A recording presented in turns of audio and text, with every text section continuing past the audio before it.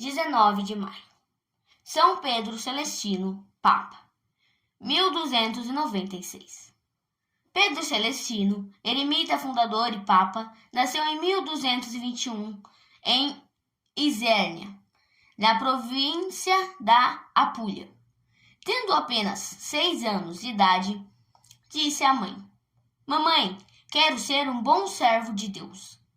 Fielmente cumpriu esta palavra, como se fosse uma promessa feita ao Altíssimo.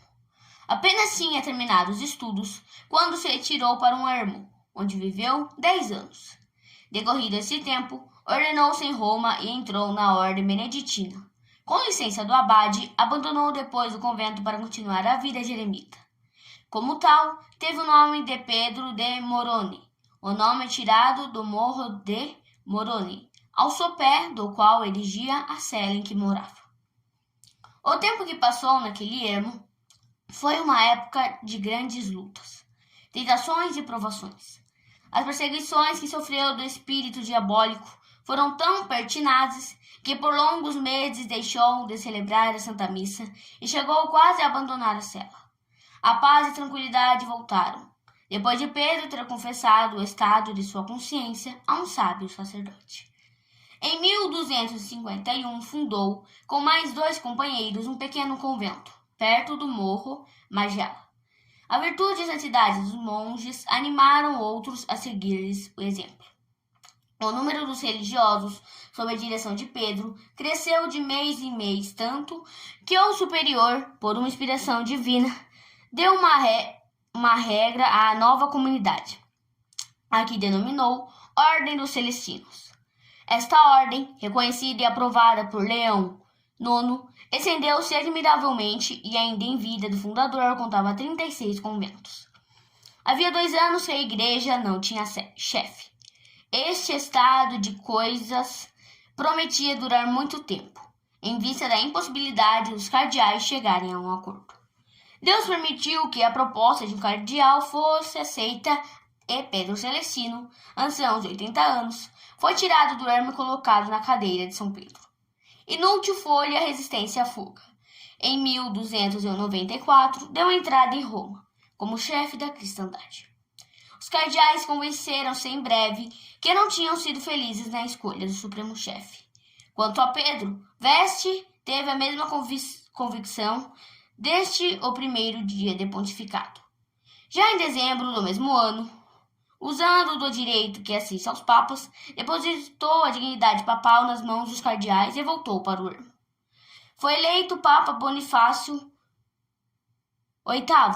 Este, receando qualquer reação hostil da parte dos cardeais dedicados a Pedro, estabeleceu uma rigorosa vigilância sobre a pessoa deste e fechou no castelo de Fumone, perto de Anagni.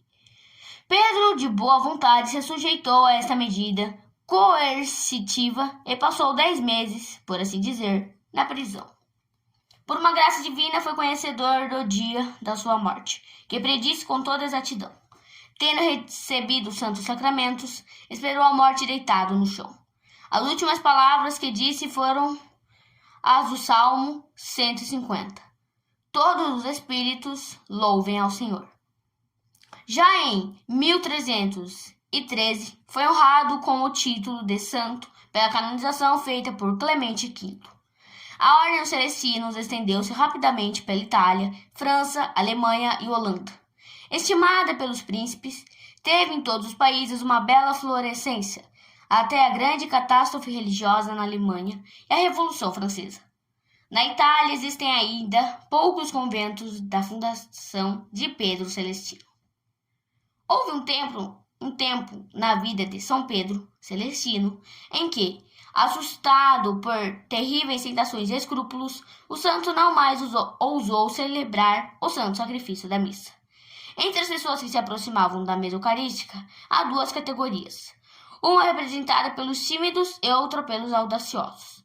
Os tímidos receiam acercar-se da Santa Comunhão, julgando-se indignos dessa grande graça. Os audaciosos, pelo contrário, não se preocupam com esta eventualidade.